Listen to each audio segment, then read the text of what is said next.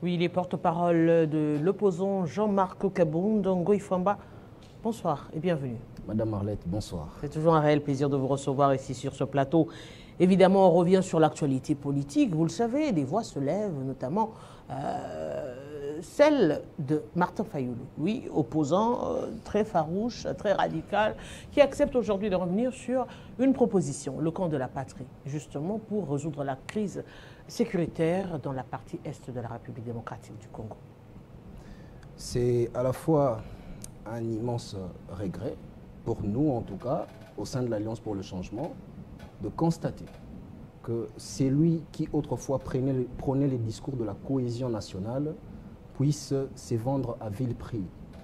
Au sein de l'Alliance pour le changement, il vous souviendra que le 24 avril 2025, lors du 3e anniversaire de notre parti, le président Jean-Marc Kabound avait énoncé qu'il était impérieux de procéder à la résolution de cette crise en procédant au dialogue. Il avait défini qu'il devait y avoir deux types de dialogue.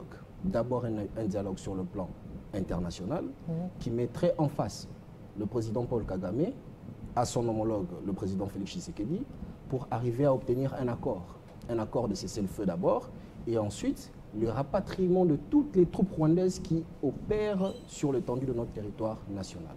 Mais en plus, le président Kabound avait donné l'option du dialogue interne. Cette fois-là, entre toutes les filles et tous les fils de la République démocratique du Congo, l'opposition armée extirpée de leurs rebelles du M23, extirpée de leurs rebelles du RDF, l'opposition non armée que nous représentons, ainsi que la société civile et la partie au pouvoir. Fort malheureusement, il s'en est suivi les consultations. Les consultations qui, à notre avis, ne répondaient pas aux attentes sérieuses et profondes de la crise que nous sommes en train de traverser. Aujourd'hui, vous savez tous que ces consultations n'ont accouché que d'une souris naine. Aujourd'hui également, nous sommes surpris de constater que le président Martin Fayoulou, que nous respectons d'ailleurs, formait un autre camp dénommé de la patrie, qui s'apparente à l'Union Sacré-Bis, puisque entre nous soit dit, lorsque nous voulons d'une cohésion nationale, nous ne pouvons pas en interne user des mots qui, à première vue, divisent un camp, divisent la RDC en opposant un camp à un autre.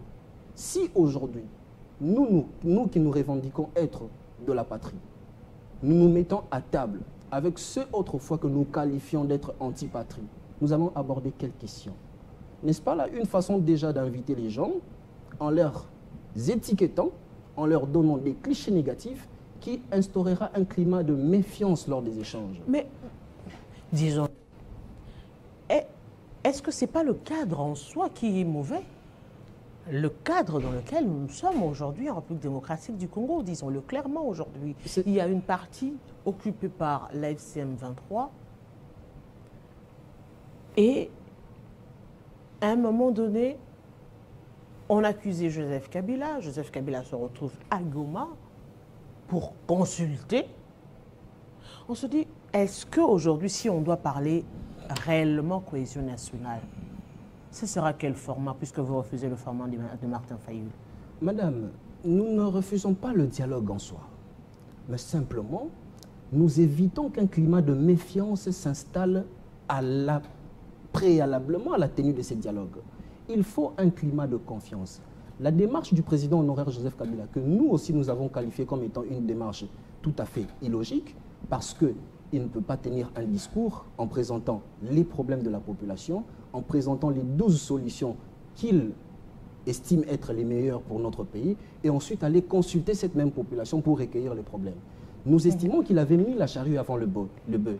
Il fallait d'abord qu'il consulte cette population et ensuite venir avec un discours pour présenter tous les desiderata de cette population qu'il a consultée, mais également les solutions.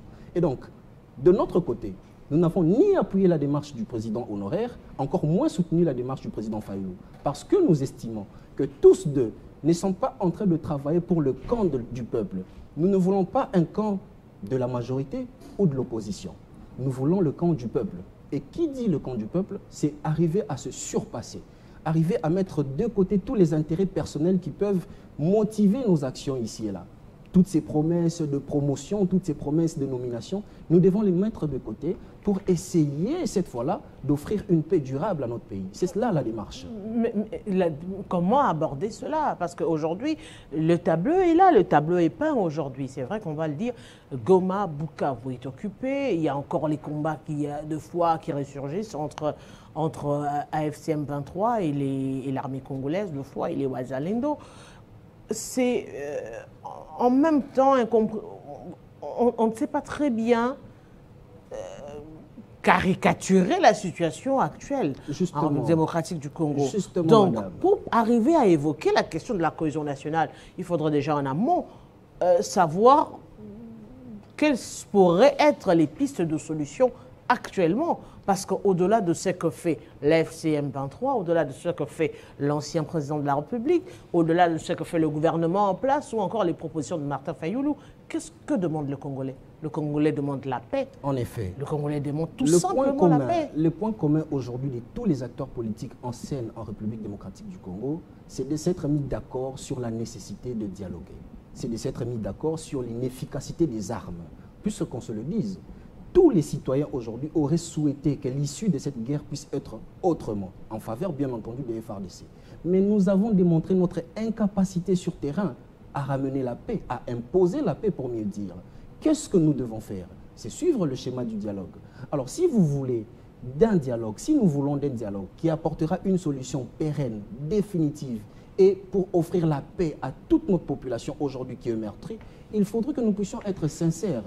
Nous ne pouvons pas être sincères en discutant avec ceux dont nous qualifions aujourd'hui d'être antipatries, puisqu'ils viendront en posture de défenseurs, ils viendront pour se défendre. Il faut qu'un climat de confiance puisse s'installer entre nous et ceux qui ont pris les armes. Le président Martin Fayoulou n'a pas pris les armes à ce que je sache. Il ne devrait pas non plus avoir une posture qui représente une personne qui a aujourd'hui des intérêts à défendre ou des intérêts à protéger. Puisque qu'on le veuille ou pas, ce que ceux-là aujourd'hui sont en train de faire, ils sont en train de s'opposer à celui dont nous sommes en train de nous opposer chaque jour. C'est lui qui est en train de diriger le pays, le président Félix Tshisekedi.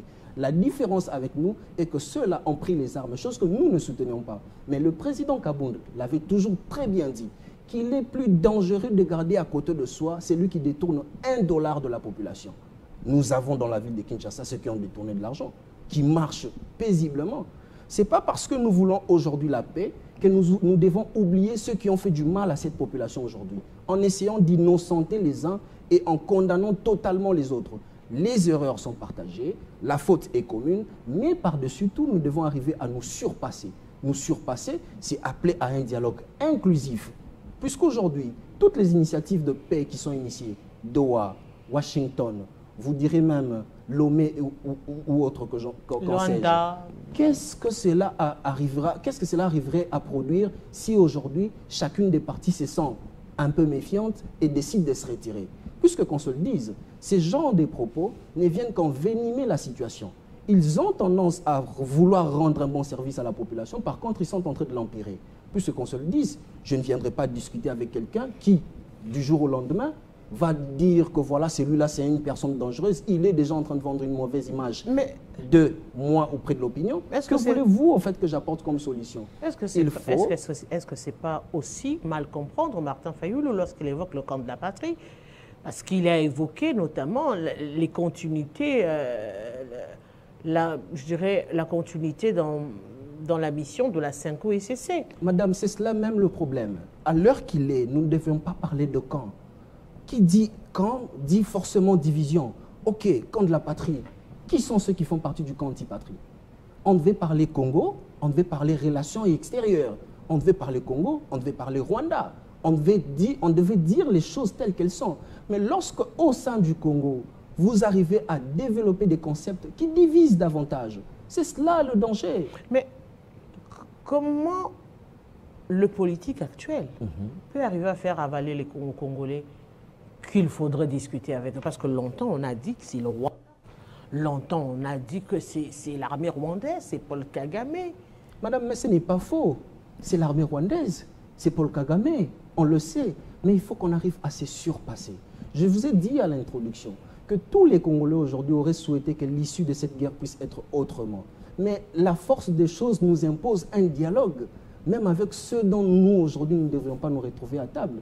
Rappelez-vous, le président Kabound l'avait dit, à force d'être prisonnier de son propre narratif, aujourd'hui, hier, on s'était construit un mur, nous empêchons de dialoguer avec ceux, en principe, qu'on devait le faire pour éviter tous ces scénarios. Il faut, en principe, que le politique, que les gouvernants arrivent à prêcher par l'exemple.